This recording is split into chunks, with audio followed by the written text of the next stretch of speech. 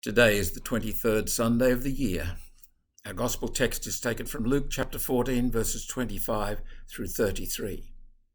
It is in fact a very confronting text. Before we reflect on the text as such, I'd like to recall an article in a newspaper which I read more than 30 years ago by Ruth Ostrow. She begins by telling a personal story. An old friend rang to ask me for coffee last week and then spent 25 minutes eloquently easing herself out of any plans we tentatively made. A host of maybes and perhapses later, she cheerfully ended the conversation by promising to ring and confirm our non-existent arrangements at a future stage. I was exhausted, but frankly not confused. I knew I was dealing with someone who had caught what I have diagnosed as commit-a-phobia. That article appeared in the Weekend Australian on June the 2nd and 3rd, 1990. I found it light-hearted, entertaining when I first read it, but also insightful. On rereading it 30 years on, I find it still entertaining, but more alarming than entertaining. And I'm forced to ask the question, has Ruth Ostrow in fact indicated a cultural iceberg? And this is just the tip of it, what she calls commit-a-phobia, the fear of commitment, the fear of ties that bind. In a culture that promises you everything, you can have whatever you feel like, whenever you want it, more or less. The idea of commitment is daunting because you have to let go of certain things. You have to focus on a narrow area. The question arises, is it possible to lead a happy, healthy human existence without commitment, without serious commitment?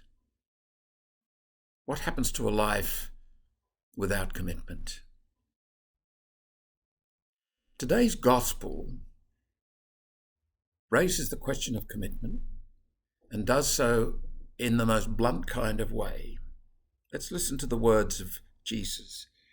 Whoever comes to me and does not hate father and mother, wife and children, brothers and sisters, yes, and even life itself cannot be my disciple.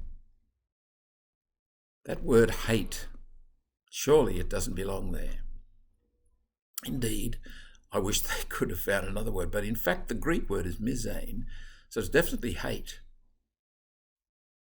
The first thing we need to realize is that a word can mean one thing in one culture and one thing in a certain set of circumstances, and quite a different thing in another culture or another set of circumstances.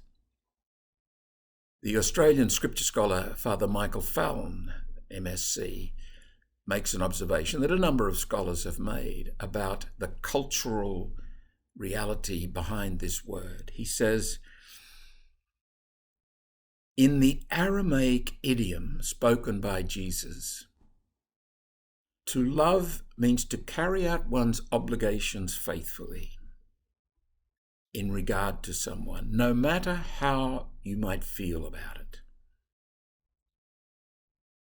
To hate is to fail to carry out these obligations.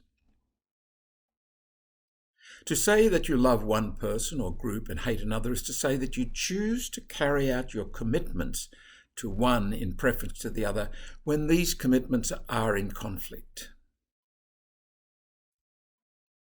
There is an important phrase here, no matter how one feels. Feelings tend to dominate our choices, our culture. And if you don't feel like doing it, well, why do it? This, of course, plays havoc with commitment, especially understood in the way Jesus is talking about it. A fidelity to obligation no matter how you feel. What your personal inclinations might be at the time, if you've made a commitment, you are obliged, all other things being equal, to be faithful to that commitment. Jesus' teaching reminds us that there are times when commitment, the obligation to be faithful, can run into some strong headwinds from our feelings. We just don't feel like it. Not hard to imagine such situations, like a newborn baby that cries in the middle of the night. Mum and or dad don't feel like getting out of bed.